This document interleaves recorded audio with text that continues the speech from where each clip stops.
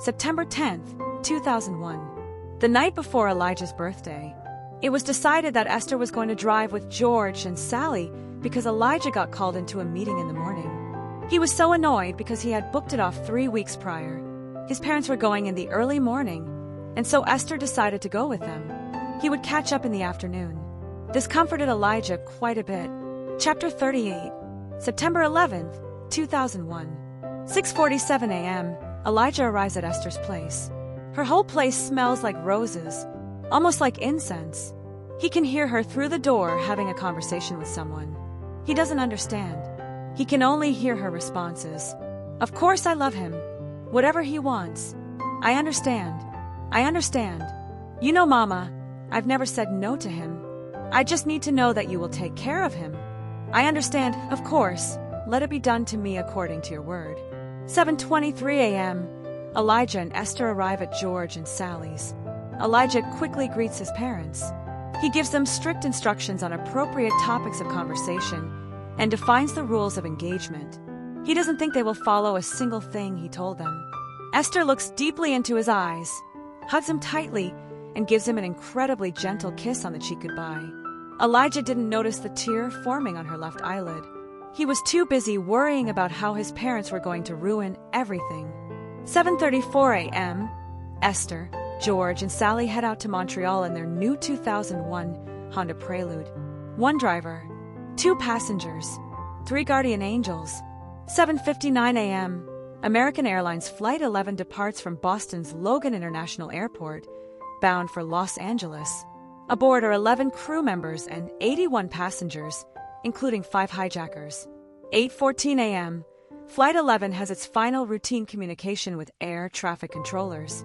16 seconds later, controllers instruct the pilot to increase the plane's altitude. However, there is no response, and all subsequent messages are unanswered. Investigators believe the plane is hijacked around this time. 8:21 a.m.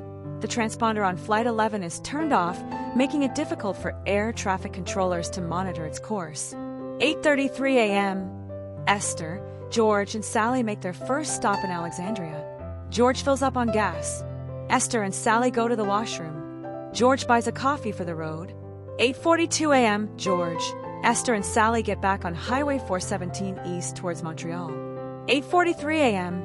Esther calls Elijah on Sally's flip phone. Elijah sees his mom's number and doesn't answer. 8:44 a.m. A second flight attendant on Flight 11 is on the phone with air officials and reports that the plane is in rapid descent and that it is flying way too low. The call then abruptly ends. 8:46 and 40 seconds a.m. Hijackers on Flight 11 fly the airplane into the North Tower of the World Trade Center in New York City.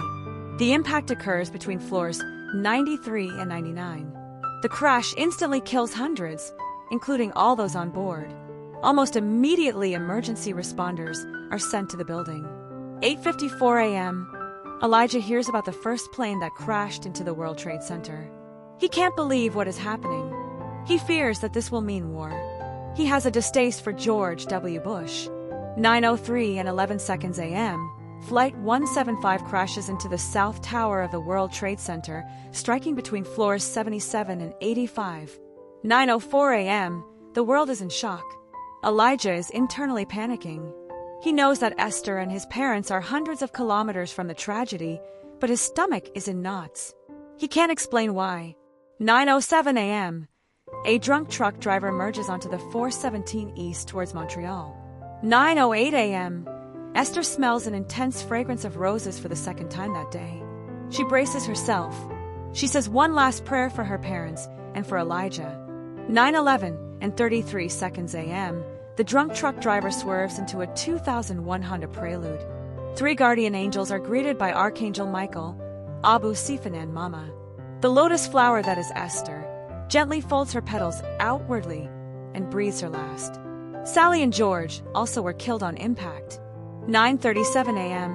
Elijah received a phone call from Constable Jeff Martins. 9:38 a.m. Elijah falls to the ground. Unable to process, he simply groans and weeps. Elijah is no more. 10:07 a.m. Elijah is driving to the scene of the accident. 11:11 a.m. Mina and Helen call Elijah. They are weeping. They are concerned for him. 11:33 a.m., Elijah arrives. They have already taken the 3 bodies. He tries to speak. He finds himself unable. He is not sure if it is his tongue or his brain that won't cooperate. 1:47 p.m., Elijah sends a text message to Gregory. Greg, parents and Esther got hit by drunk driver. All 3 dead. I am no more. Cronus rolled Elijah's mind that day. Chapter 39. Elijah doesn't know what happened from September 11th till September 17th. Shock. He found himself dressed in a black suit, standing in a church. 3 coffins. He was unaware of the world around him.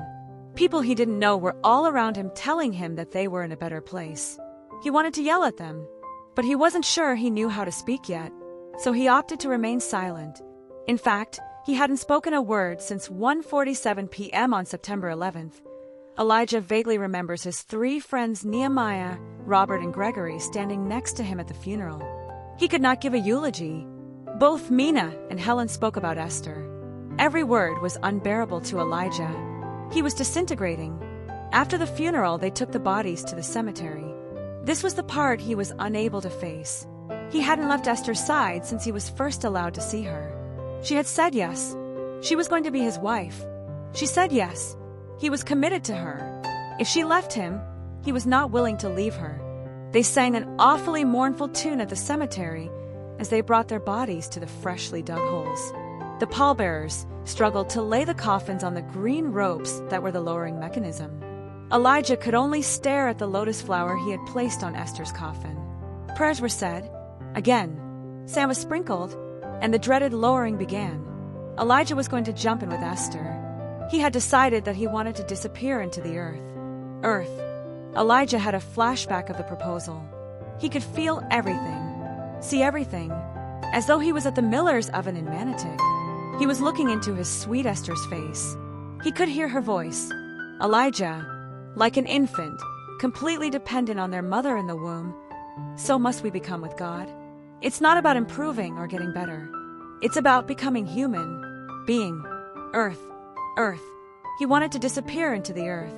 When they started lowering Esther's coffin, Elijah found himself doing the strangest thing. He took off his shoes.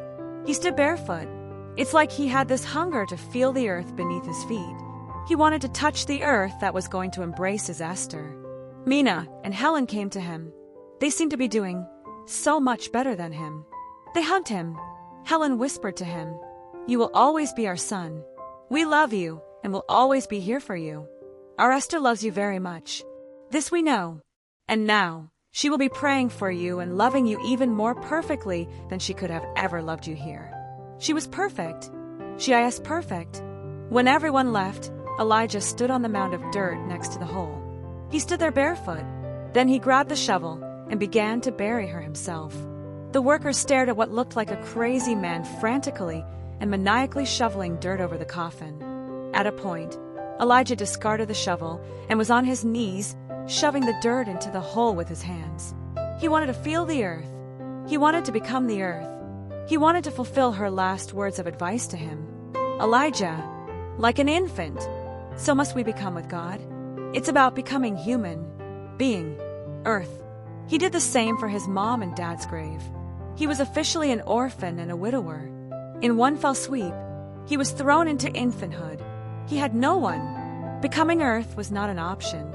That evening, Elijah came back to the cemetery and slept on the fresh mound of dirt. He wanted to be close to his Esther. After all, she was going to be his wife. She had said yes. That night he dreamed of Uncle Ansi. He dreamed of flowers and trees. He dreamed of planes and towers, cars and trucks. He wept in his dreams. He wept and wept. Chapter 40. Gregory was concerned for him. He hadn't returned since the funeral. The following day, Elijah came home to find his 3 friends, Gregory, Robert, and Nehemiah, sitting in the living room. Elijah was covered in dirt from head to toe. He was a sight to behold. Elijah looked at 3 friends and became keenly aware at how little each could possibly offer him. Each took on their iconic role. Gregory represented philosophy, Robert represented entertainment, and Nehemiah represented hedonism. Philosophy, entertainment, and hedonism, his 3 friends, what could they possibly offer Elijah? Nothing. And so, Elijah that day decided to forsake all three. Too long had he depended on them. Esther, my love, I am going to become earth. I will listen to you. I will become like an infant before God. I will completely depend on him. Not sure what you can hear and see now, but I remember your stories of Maluka. I am hoping you can do the same. In any case, I am done with these three. He didn't say a word to them. Each tried to comfort him. Each of his friends exposed his deep poverty when faced with the concreteness of death and life. Elijah only remained silent. They thought he was still in shock. They were worried that he had gone mad. He was worried that they were going to continue in their madness. He left his apartment with the clothes on his back, never to return. Chapter 41. He went daily to the cemetery. There he would chat with Esther about what she meant about becoming human, becoming earth. Esther was quite silent these days, and so Elijah continued in his newfound deep silence. Chapter 42. Finally, Elijah decided that he needed to deal with his parents' home. He decided to sell everything and give most of it away. He did not do this in order to fulfill some religious or biblical commandment. He just saw no use for anything. He spent a lot of time in the backyard, hugging the trees, feeling their bark, listening to the stories of the squirrels and robins. He mostly listened to the earthworms. He understood from them his own journey into the earth. He sold the house, but only after he had sold the Atari for $198. He got that price because it was only played once.